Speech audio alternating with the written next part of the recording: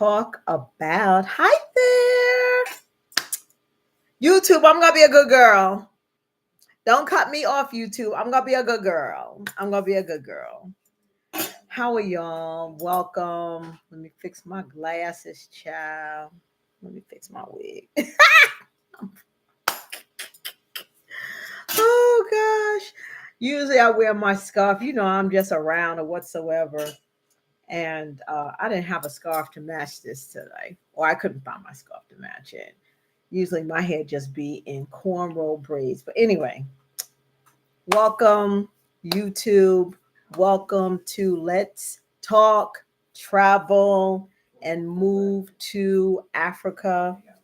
Today we are going to talk about Senegal. That is on the West Coast. I'm not going to do a lot of talking because I know when I look at videos and I want to know about things, I just want to know about them. I don't want to know all the back history and then talking on. I know I need you to tell me about it. So this is going to be about Senegal. And Senegal is in West Africa. And Senegal is a coastal country. And it's bordered by Mali, Mauritania, Guinea, Guinea-Bissau, and the Gambia. So it's west, and it has some notable, beautiful places. It's one place that is absolutely gorgeous, and it's called Pink Lake. And the lake is actually pink. Is it pink? Yes, Pink Lake. It's Pink Lake. Um, and the lake is actually pink. It's drop dead gorgeous. Drop dead gorgeous. So let's get into some things. So I hope your weekend went well. And I always give you, okay, so let me introduce myself. I'm so sorry for the new folks in the room. Please, on YouTube, please hit that subscribe button because y'all see a sister be struggling with the numbers. So assist, and it is now time to share. Just hit the share button because sharing is caring. I say all the time, you do not want to share this information with your friends. So just share to have your friends come on and they hear it straight. We are here Monday through Friday, 9 p.m. Eastern Standard Time, and we talk about one of the 54 countries in Africa. So we started this in October just to talk about traveling and covering each country. Now we're getting into, since the election, people that would like to repatriate to the continent. So, to the continent. So we are going to, so we'll talk about some things. So I want to make sure, this is a group. Okay. I want to make sure because usually last time I was on my private page, I was so mad. So I believe this is, my group is on. So Africa Wait people, come on. Welcome, y'all. All right. So we're talking about Senegal tonight. Visa, citizenship, traveling, and I don't like when my glasses be crooked, but anyway. Citizenship, visa, all of that. And there's some other good stuff. When it comes to Miss Tracy Bands, what's up, Peterburg? So it is some cool stuff if you do decide to become a Senegalese citizen.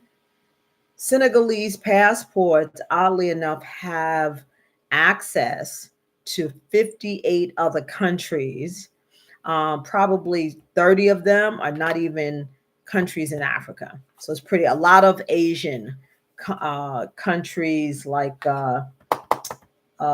Singapore and um, Malaysia, the Maldives. So that is the ending. So put in the chat if y'all are planning on living in Senegal. If y'all want to have Senegal as your home, welcome, welcome, welcome. Why do I have? I don't know. I may have to jump on and jump off to make sure. Tracy, do me a favor. Did you see this under my live under Gloria or um, under Africa Awaits? Because usually it's piled in. I'm scared that I'm on my personal page again. I don't want to be on my personal page. I want to be on Africa Awaits. Usually Africa Awaits. It's, yeah, put in the chat if y'all came through on Africa Awaits or Gloria Person. So I know I am looking at the correct audience. But anyway, for my YouTube people, to give a little history, Senegal, of course, like the other African countries, all right, um, originated back in like the ninth century, right? The ninth century. And it was it was back, it was a kingdom because Africa, all of its, I guess you would say, countries now were kingdoms and empires. So it was part of the Ghana empires. Yeah, the Ghana Empire.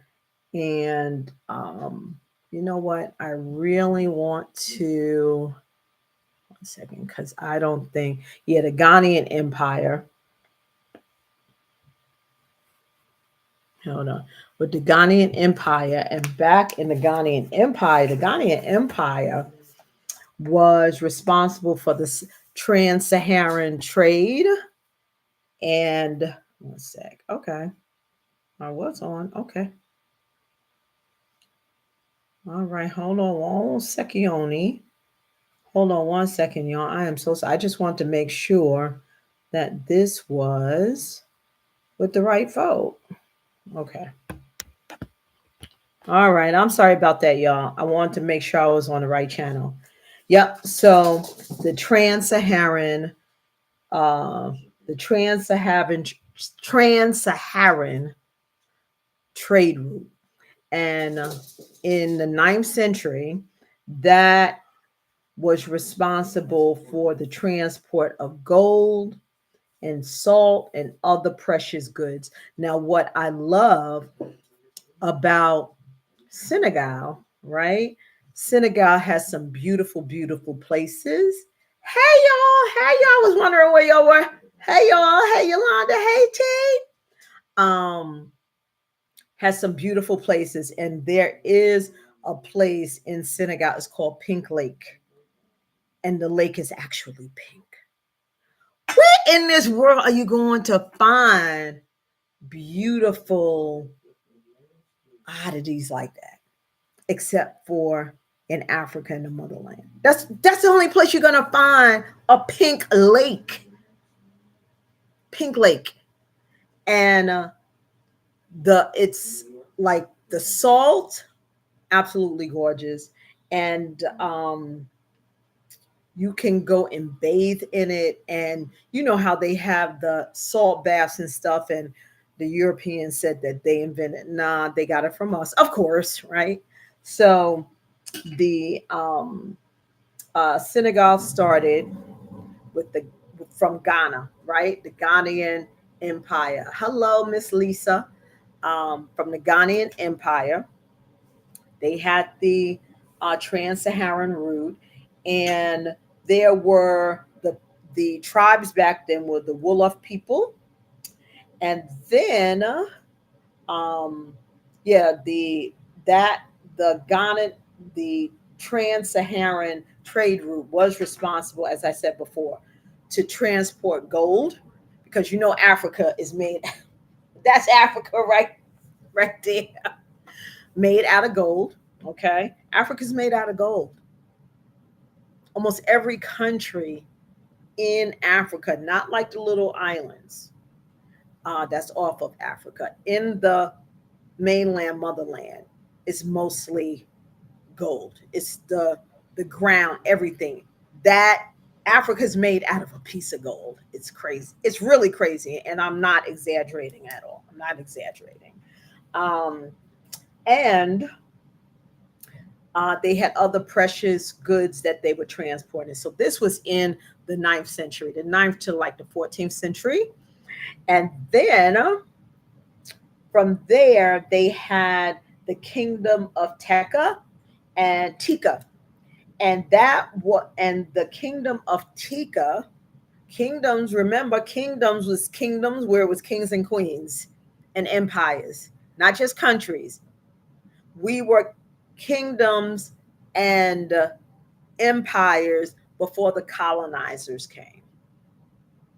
This is, I've been studying this since October, and the narrative is the same. Africa was a kingdom, kings, queens, and empires and dynasties before the folks came and wrecked it. And the beat doesn't stop, because what's going on after they done took over from the poor Indians? Okay, sorry to say Indians, but the indigenous people of of America, a mess. Anyway, so the kingdom of Tika, right, was um, a main basis for Islam, the study of Islam, the culture of Islam, and Africa also. That that's where Islam was birthed, in Africa. But when the colonizers came over, they wanted us to do their religion, the Christianity. So anyway, um, and even in those times back in the 14th century, they had sophisticated political systems.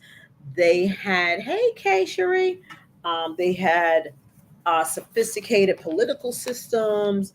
They had um, they had thriving economy even back in the ninth and the 14th century. They weren't there with bones in their nose and everything. No, they had very structured empires. Okay, so then here come the French. I'm telling you, y'all can't get me to buy a Kit Kat at Charles de Gaulle Airport anymore. You can't get me to buy a Kit Kat at the bar. I'm gonna make sure I eat on the plane if I have to do a layover in in in Paris. So here come the French, right? Who's this? All right, so T Lynn. Um, I just want to get everybody so I can say hi to y'all later. Okay. All right. So here come the French in the 1800s, right? In the 19th century, 1800s. And what did they do? Well, everybody was minding their business and really developing a great civilization. The French came in, they colonized and put a military hub in Senegal to fight, kill, or to fight and kill. The Senegalese was minding their business. The well-off people were minding their business. They were building some greatness.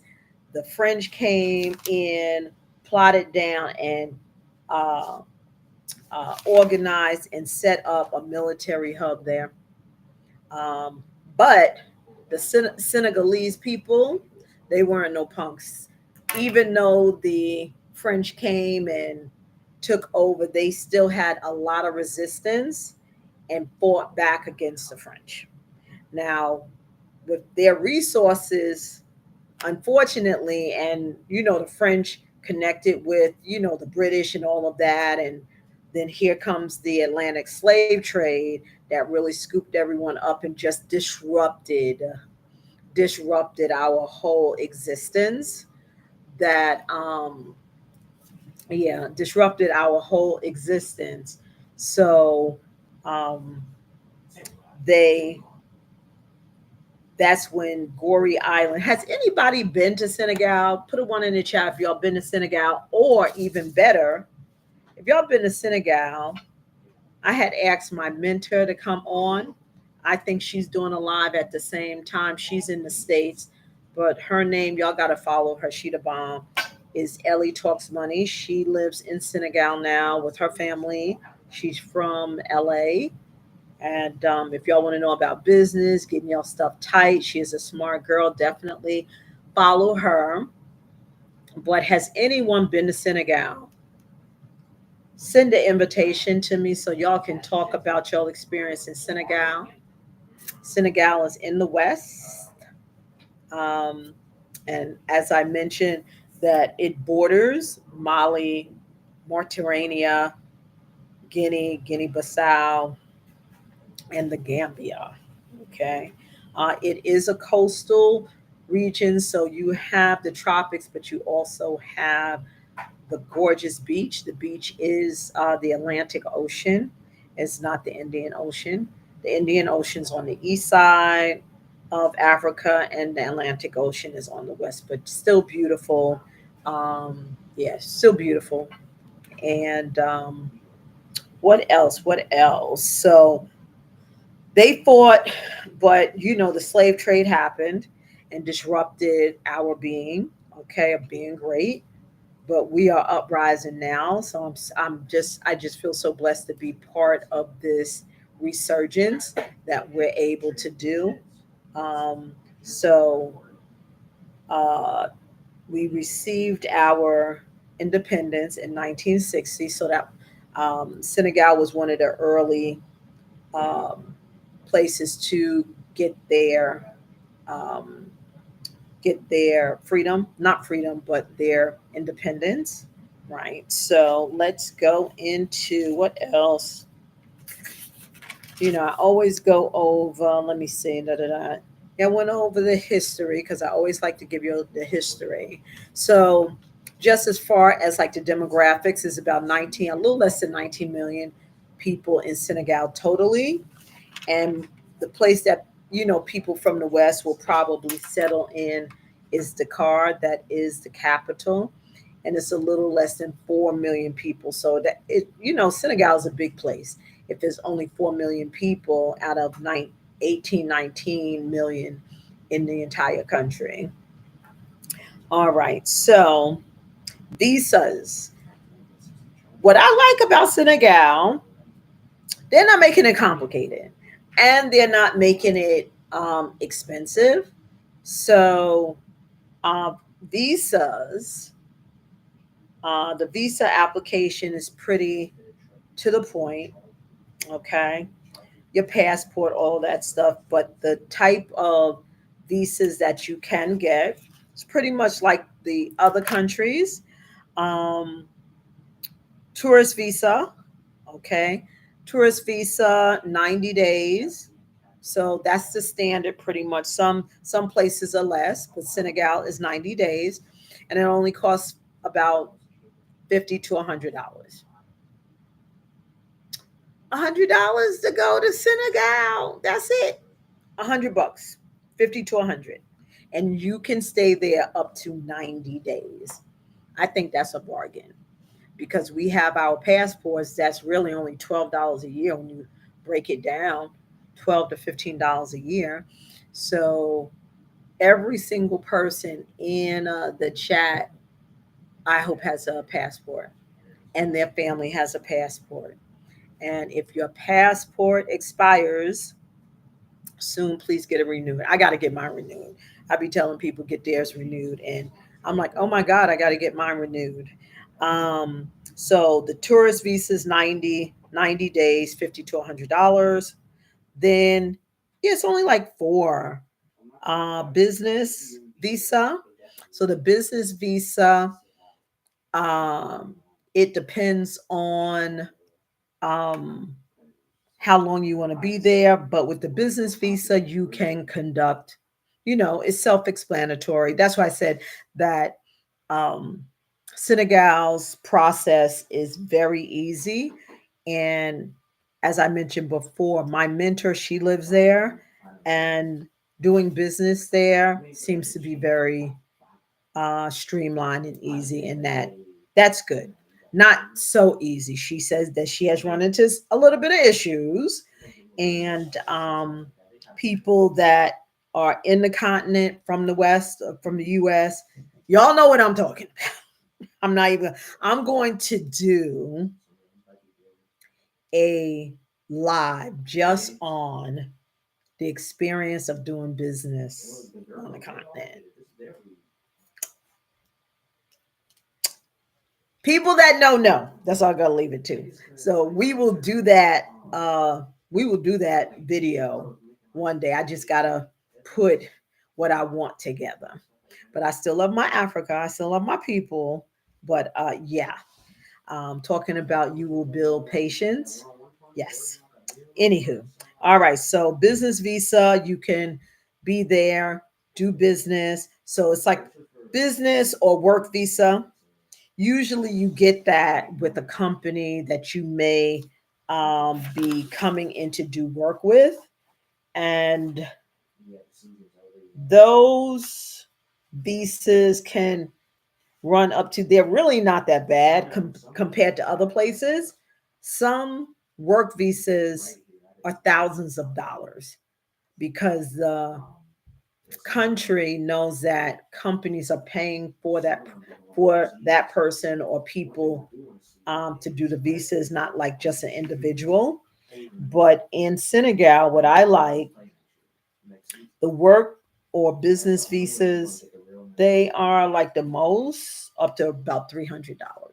That's not bad because in some places like Kenya, it's like 3 grand. Why, I do not know. Again, when the average rate to work there is like $4 a day, not even $4 a day.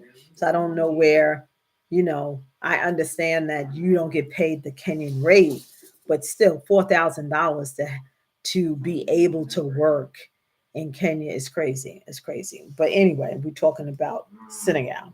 So um, student visa, um, student visa is pretty nominal, and you are required, of course, to be enrolled in a school.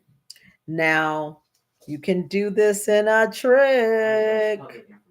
So people obviously think that, okay, a student visa, I have to go and um, enroll in a university. But in some places, on depending on who you talk to or who you have working on your visa and what your end goal is, you can sign up to take um, classes in Senegalese, right?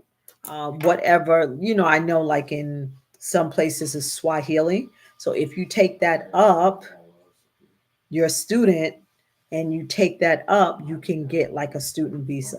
Because what you're going to run into, because I'm running into this, is the most streamlined way to get a visa, to have a resident permit, almost the same thing that people coming into this country to get a green card and everything like that, going there to do business, to work, to go to school, to bank.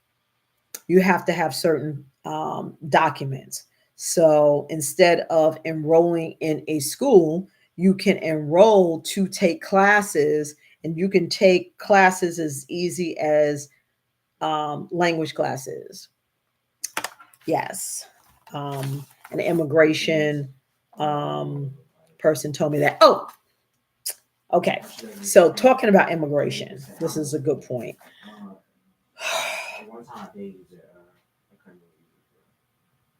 This is a hack, but it's not even a hack. This is what y'all got to do. And I'm sharing this with y'all based on experience. And whoever is in the chat, who's in the chat, who's on YouTube, who's on Facebook, I want y'all to come on and talk with me. All right. So when you are going through these processes, you have to be there. You have to be on the ground, or you have to be so connected. What I don't want y'all to do is assume, like you may say, oh, I want to go to Senegal and, I got with somebody and they're going to handle everything. I'm going to tell y'all now, no, they won't. Yes, I said that. They will not. They will act like they would.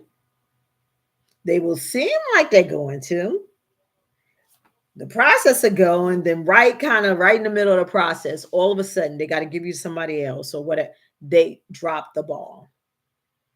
And this has happened to me. This has happened to a lot of people. So what I share with y'all for people that are thinking about repatriating to, I don't care what country it is, to be quite honest.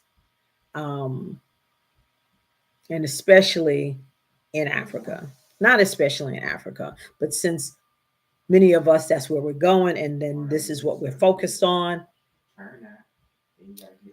To get the best results for what you need to do, you need to schedule your trip to be in the continent at least a month. At least a month. And while you're there, or take advantage of, you have a 90-day visa, be there 3 months.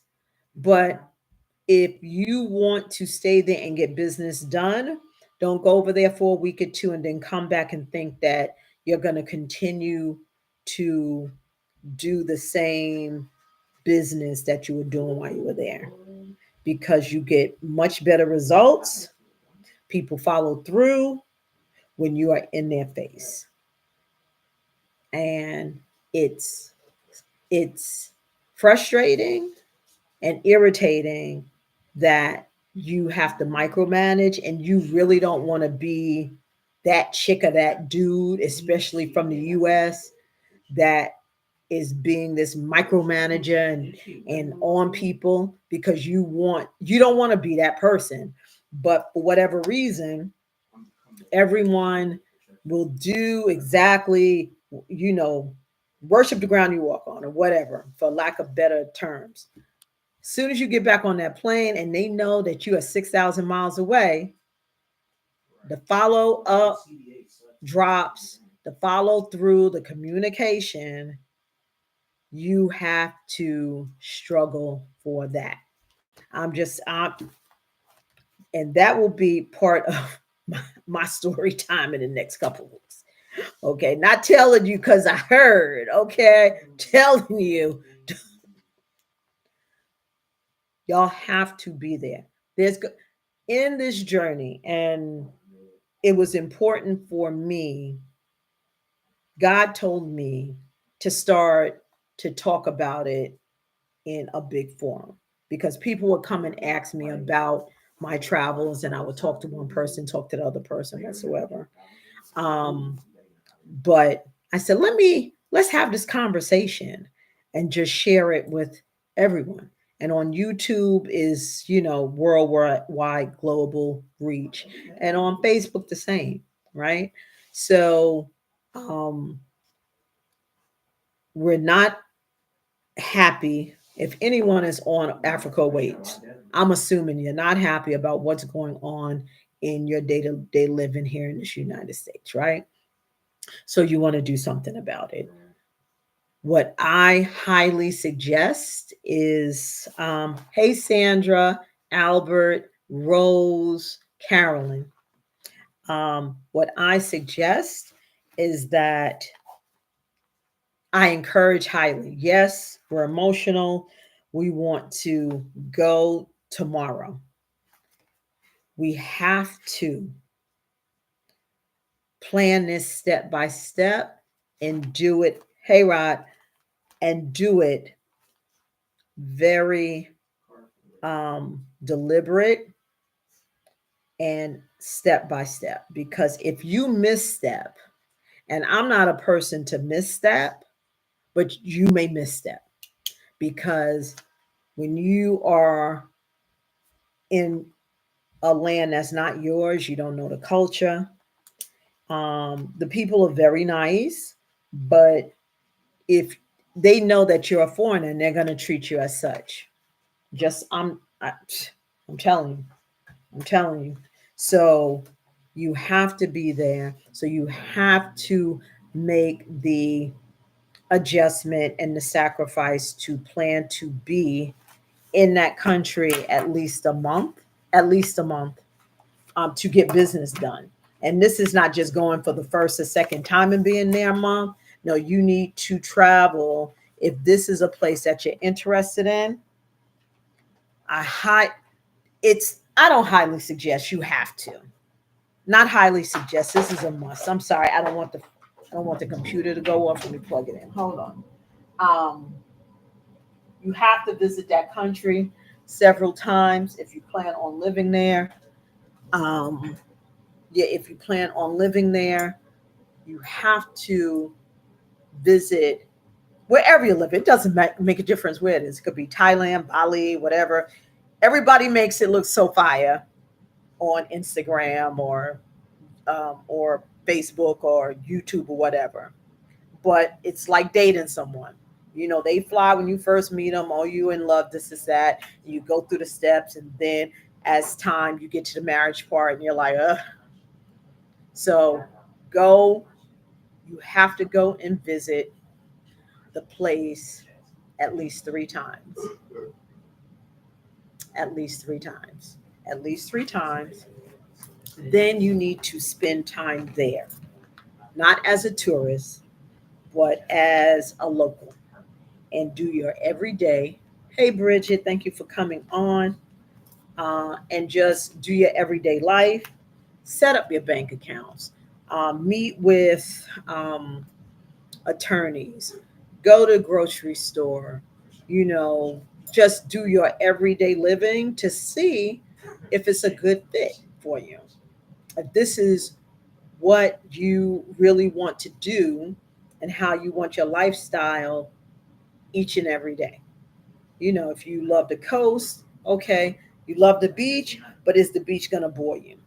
Okay. If you want to live in the city, if you want to live and grow, be out in rural and grow your farm and all of that, what you want to do, right? So, um, it's not a suggestion. You have to visit a place at least 3 times.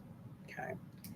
Then to set up whatever you would like to set up as far as business, do it while you're there. I'm telling y'all, do it while you're there and you're in their face, because you get back over here, you calling, you emailing, they don't respond. You're like, hello, la la la la la. And they looking at the phone like, whatever, I get to them when I get to them. Because they know that you're not there to kick their. So anyway, I'm telling you, I can't stress that enough.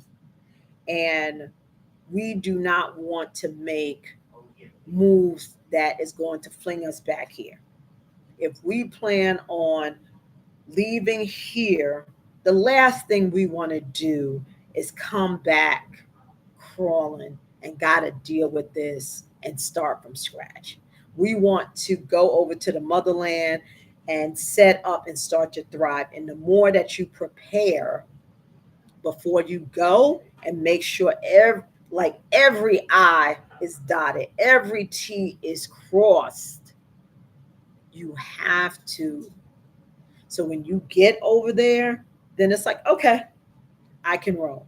Even when I travel, I research a place before I travel at least 2 or 3 months. I go watch YouTube University is your stomping ground. Get background, look at YouTube videos, because what I love about YouTube University is the people that post on YouTube, they're not getting sponsored. It's not staged, it's not prompt, it's just regular folks. So you're getting the real story. So you know what to expect and how to move when you go to that area. So you're not in a culture shock. You know exactly what to expect. So please do that. All right. So the student visa. Now, people automatically think that you have to enroll in a university. Uh, an immigration officer told me you can take language classes and qualify for your student visa as a student. And usually the student visas are the least expensive and the easiest to get. Okay.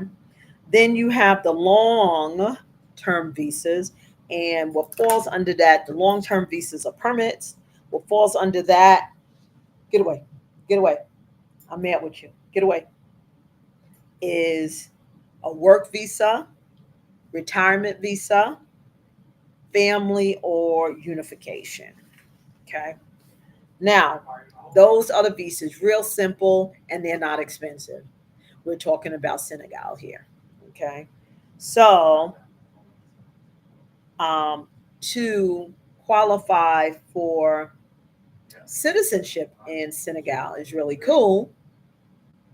It's not 15 years like the other places we talked about. It's only 5 years that you have to live there on a regular basis to qualify for citizenship in Senegal. So that's a plus, because a lot of these places, I forgot who we talked about the other day, it's 15 years.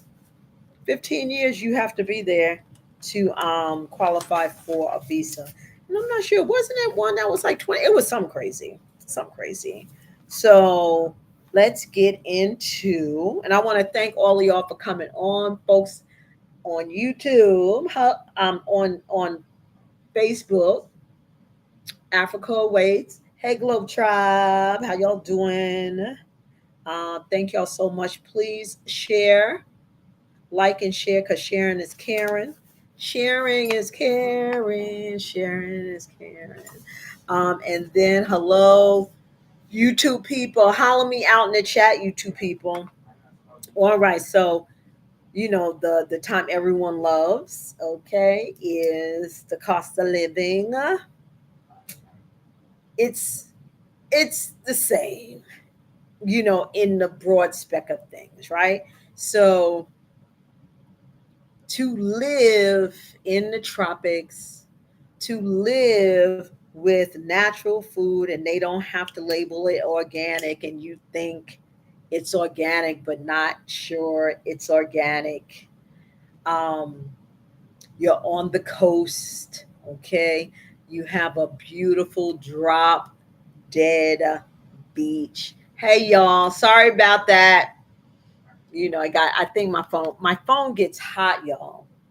I'm so sorry. So I'm just gonna hold the phone because I don't want y'all to yeah, I don't want y'all to yeah, comment sent stars. Yes. Hey Miss Ernestine, Bridget, Rod. Yeah, so the cost of living to live in Senegal is 76% less than living in the United States. 76% less. So, um, in Dakar, and Dakar is a big city, and I'm so sad. Wink, what is it? I'm so sad. Cry, cry, cry, cry. Okay, I am so sad. I don't know about y'all. Y'all put a T in the chat, man. I was really looking forward to Akon doing his city. Put a tear in the chat if y'all agree with me, because what he had planned was just mind blowing. Mind blowing. And he was going to have his own money crypto to run the city. It was so fire. And uh, COVID hit and just basically knocked it off his feet, because he had tons of investors, and he had investors with money. He had investors from the UAE. It was a big, big project, and I don't know why it went left. And probably another reason why it went left, they're going to be like, how dare a black man, how dare a black man uh, gonna make this futuristic Wakanda city and have crypto as its currency, and we didn't do it first.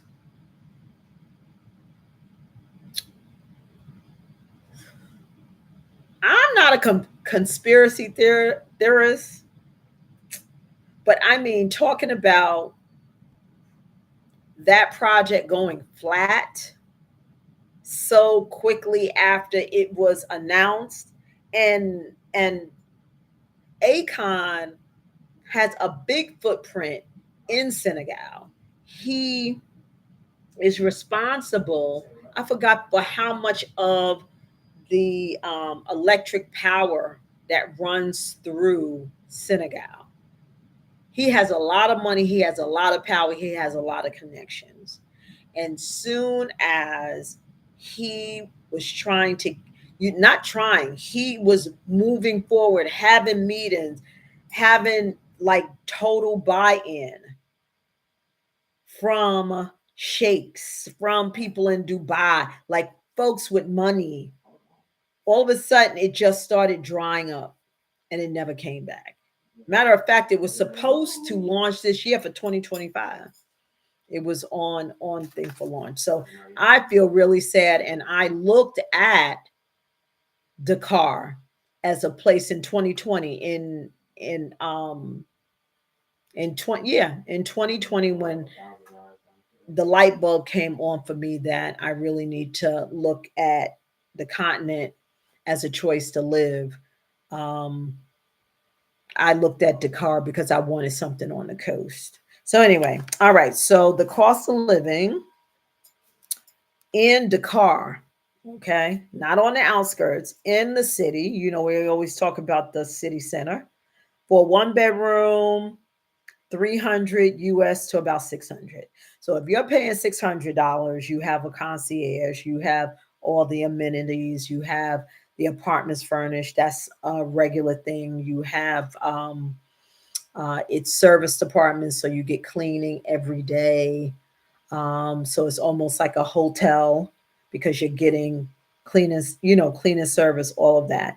That is in Dakar. If you're on the outskirts of Dakar, it's like 2 to 400. Dining, like at a local restaurant, is between $4 and $7. If you want to go out to nice restaurants, because Dakar is building really quickly, it's looking like Dakar is looking someone like Nairobi, not as much, but it's getting there quickly. It's pretty close. Okay. Um, you could spend like $30, $40 on dinner at a very, very nice restaurant. There's tons of businesses just popping up everywhere, coffee shops, art galleries, all of that. Transportation, you get on a Buddha Buddha bike and, handle your business around town. So, what else? I covered all of that. And then, if you want to continue, but what I highly suggest is that you leave the United States, and because you want to live, have the American dream. The goal is to have the American dream, and you can. And we are blessed by default to be Americans, even though we get treated a type of way. We still get defaults. We get the blue passport book that you can travel anywhere. Now, I forgot to tell y'all, a perk if you do decide to become a Senegalese citizen and you get the Senegalese passport, or if your parents are Senegalese and you're able to get a Senegalese passport, um, you can travel to 58 other countries from that Senegalese passport. So the Senegalese passport has a lot of power to it. And a lot of the countries that you can travel to visa free, so a lot are in Asia. So obviously they have a pretty good relationship with the folks in Asia because, like I mentioned earlier, you can travel to Malaysia, Maldives, Micronesia, Nepal, the Philippines, Singapore on a Senegalese passport um, without a visa or visa on arrival or ETA, not like a pre gotta approve yourself visa. So that is a plus that a lot of passport holders in other countries don't have. Okay, and also Burkina Faso, right? So, and I'm putting it out there. I don't know. Is there's a lot of people on the live that are new, and I want to welcome you all. My name is Gloria. I am a certified travel consultant, an avid traveler, avid 50 plus traveler, avid solo traveler. I love to travel, and I have fell in love with Africa. And my quick story is I used to work for a big company that did travel and noticed that they really didn't represent Africa. I went to them and asked them to be a destination specialist. They ignored me. And then, I asked them like a couple years so later and kind of pinned them. And they told me that, with their research, people don't travel to Africa. And I thought that was very interesting because when I do travel to the continent, I'm usually the only person that looks like me in tourist spaces. So I thought that was very interesting that that company that has the demographics that they have and the money to travel to places like Africa, they told me that people don't travel to Africa. So I thought that was very interesting.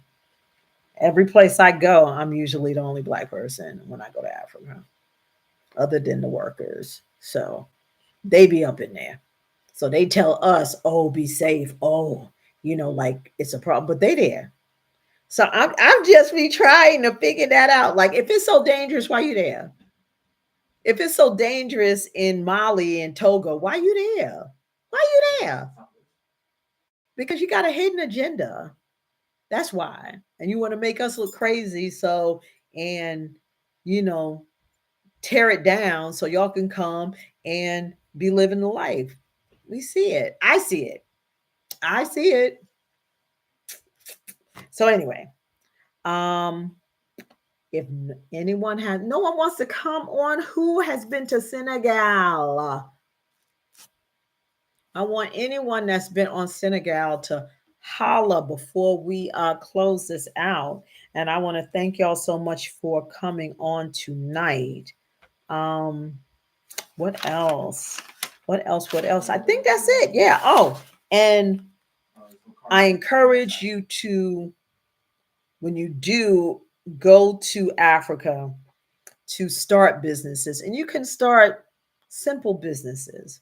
Um, get in lounges on the beach if it's, um, a coastal beach line around, because usually the coast at this point in most of the African countries, all the land is owned by the government.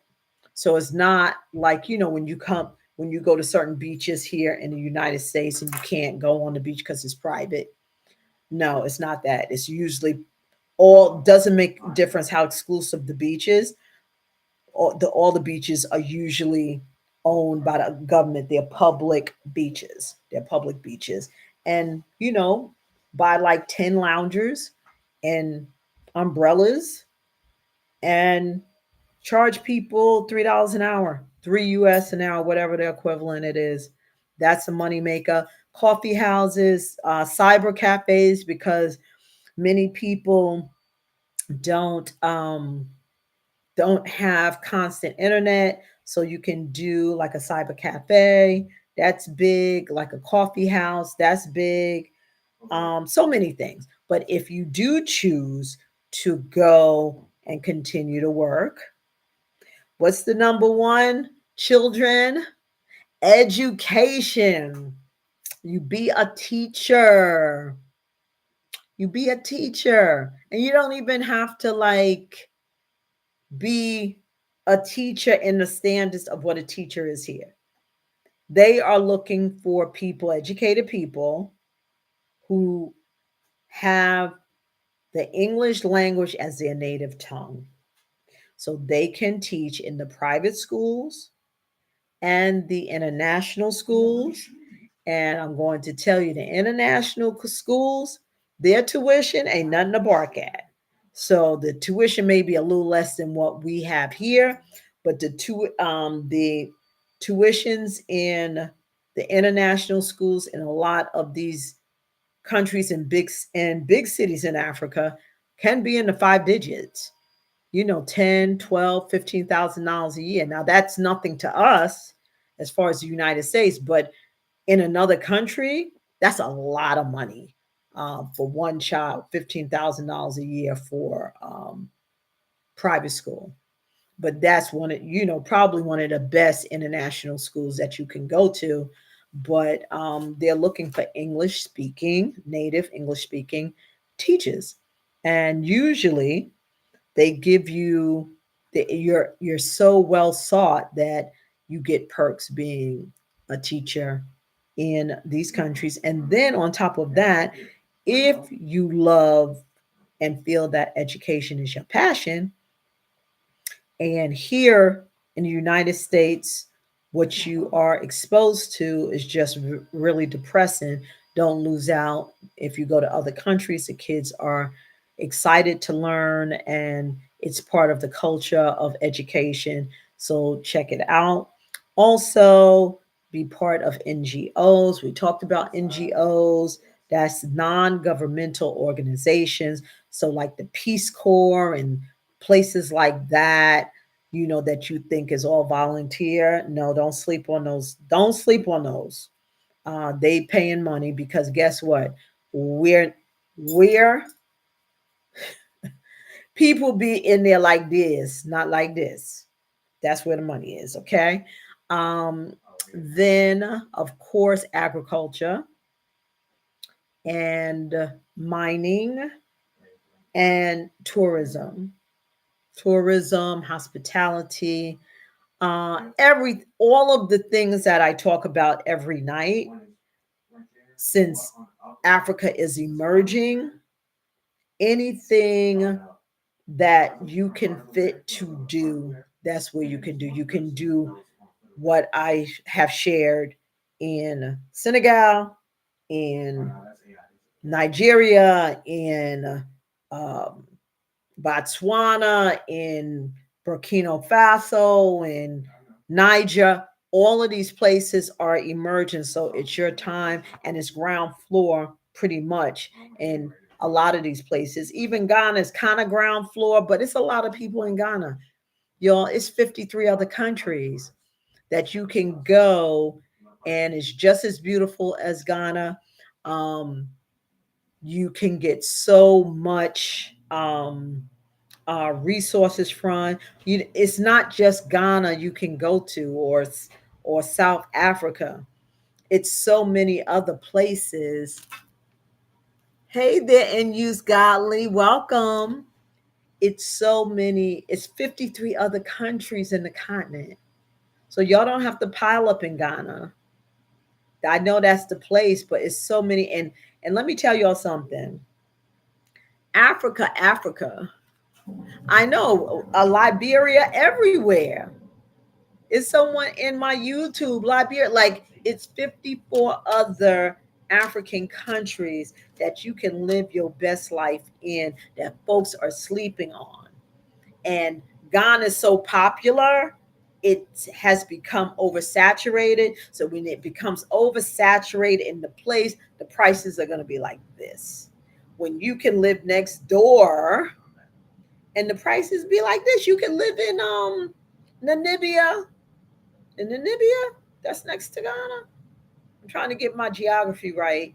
The Gambia, I know the Gambia is near there, and it's like half the price of Ghana. Okay, even Senegal is less than Ghana because Ghana has been under. They have really marketed Ghana very well since the year of return. So Ghana is the hotspot. Everybody wants to be in Ghana, but check other places out, and we give that every single night. What am I going to do tomorrow since I have y'all on here? Where's my? Let me see what I'm going to do. Maya, hold on. Let me see what I'm going to do tomorrow. Y'all. I'm old school. I write everything down because, if I put in my phone, I lose stuff. My whole life would be gone. All right. So tomorrow is the 11th. Tomorrow we're going to talk about Gabon. Who who know about Gabon? But I'm telling you, the people, the cleanliness, the safety, the cost of living, the apartments, the opportunity for construction and development in all of these places, you're able to take advantage of and be right because you don't want to go to a place where everybody is. You want to be part of the first round. You don't want to be part of the seventh round. You don't want to be a part of that. You want to be part of the first round. And at this point, Africa, you can't go wrong. Like anywhere in Africa, because they're not doing all that fight no more. There's no civil wars going on that I know. It's with the Congo. What is it? Sudan or the Congo? It's like one, maybe two places in Africa where it's like nah, and they purposely don't want you there. But it's 50 plus other countries you can go to, and I'm telling you, live your best life.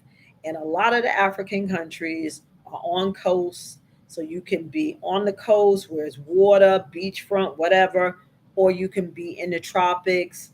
um, and you have so many choices, right? So tomorrow is Gabon. We're going to talk about Gabon and the visa process and all of that. But just, yeah, take note. And any place that you are planning to repatriate, and again, everyone knows, not the new people. The new people, you have to get, um, it's in the link in my bio, or just shoot me a text. And tonight, what I'm going to start doing, anyone that wants going home, the step by step 12-month guide to travel and repatriation to Africa, I'm giving $10 off. So the book will only be $17 um, when I do the live. Like within an hour after I do the live, if you want, send me a message, and it'll be $17 for the step by step guide.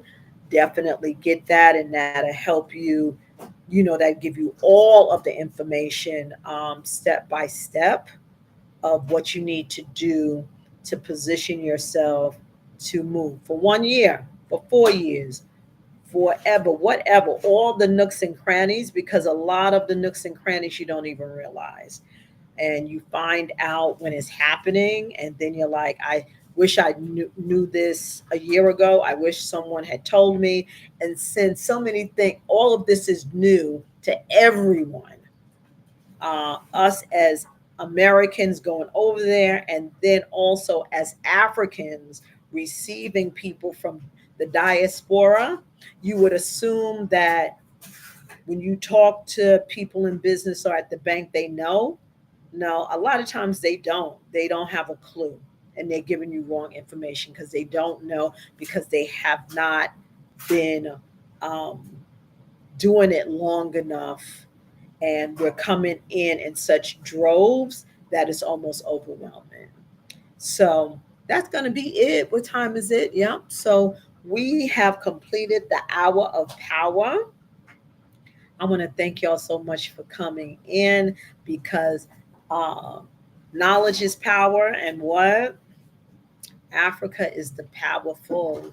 Africa is the motherland. So I want y'all to remember that we did not come from slaves. So get that out your head. We came from kingdoms and dynasties, and that was interrupted by slavery from the colonizers. Okay. So I will talk to y'all tomorrow, because we are going to live this life and do the American dream, but we're just going to do it in another country. So I'll talk to y'all tomorrow. Y'all take care. My name is Miss G. Y'all be blessed and be safe. I'll see y'all tomorrow. Bye.